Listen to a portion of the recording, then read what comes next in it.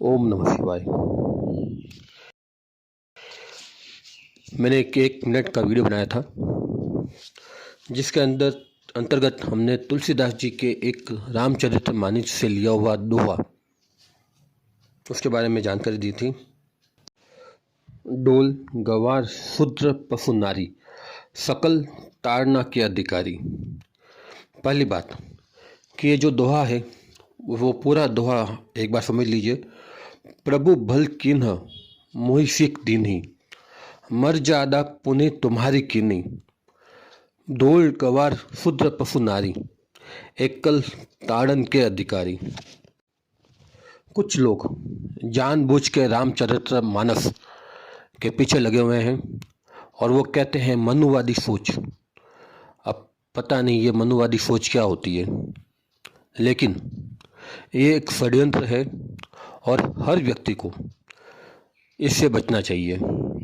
प्रभु राम जी किसी धर्म विशेष के नहीं हैं, ये सनातन किसी एक का नहीं है। अगर आपको लगता है तो आप खुद सोचिए। प्रभु रामचंद्र जी सबके हैं, सबके हृदय में हैं।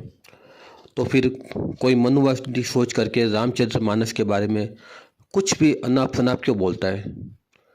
या तो उनका एक पर्सनल स्वार्थ है या फिर उस चीज़ के लिए उनको पैसा मिलता है। कुछ न कुछ कारण से तो बोलते ही होंगे।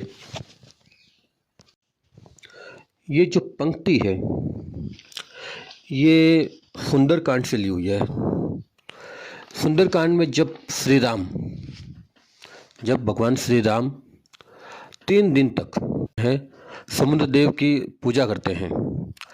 पूजा करने के बावजूद भी जब समुद्र देव प्रसन्न होकर नहीं आते, तब वो जब समुद्र को सुखाने के लिए जैसे ही बाण निकालते हैं, उसी समय समुद्र देव उनके चरणों में आ जाते हैं। तब तुलसीदास जी ने ये शब्द, जो तुलसीदास जी को ट्रोल करते हैं, ये शब्द समुद्र देवता ने बोले थे। प्रभु भल किन्ह मोहि सिख दीन्ही।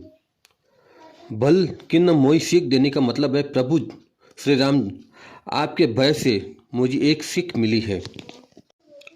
मर्यादा पुनः तुम्हारी किन्ही, मतलब ये जो मर्यादा है वो प्रभु श्री राम, ये मर्यादा पुरुषोत्तम रामचंद्र जी, ये आपने ही बनाई हुई है।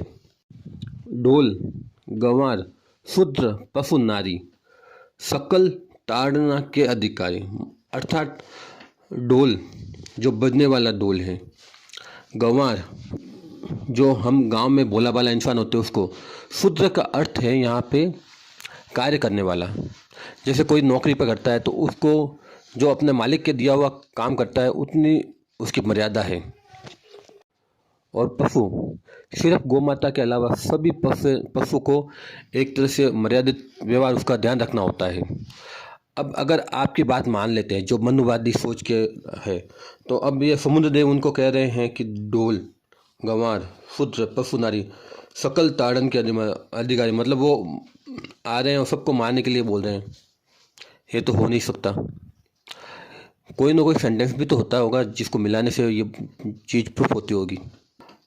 अब डोल की जो मर्यादा है वो क्या है? बजना। अगर आप उसको बजाएंगे तो वो बजेगा, वो उसकी मर्यादा है। गंवार की जो मर्यादा है, मतलब जो सीधा होता है, भोला होता है, कहता है ना कि बोलेगा भगवान, जो सीधा होता है उसका भगवान भी ध्यान रखना है।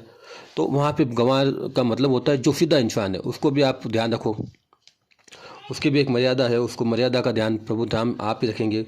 शूद्र, शूद्र का अर्थ है यहाँ पे शूद्र वर्ण व्यवस्था तो अंग्रेजों के टाइम में आई है। ये वेद में वर्ण व्यवस्था थी नहीं, हर कार्य के करने के अकॉर्डिंग उसकी डेफिनेशन शूद्र बनाया गया है। अब अगर एक माँ अपने बच्चे के को नहलाती है, धुलाती है, तो वो क्या हो गए? वो उनका कार्य हुआ। तो उसका मतलब ये था ना कि वो शूद्र हो गए। और अगर वो शूद्र हो गए तो ये हर इंसान एक समय सुबह शुद्ध होता ही है स्नान करने से पहले। ये आप भड़काने वाली व्यवस्था क्यों करते हैं? और ब्राह्मण के बारे में बताता हूँ मैं आपको कि ब्राह्मण का जो आप मनु स्मृति देखिए, 10 दिन ब्राह्मण बन के देखिए, 10 दिन के अंदर आपको पता चल जाएगा कि ब्राह्मण उस समय कितने तपस्वी थे।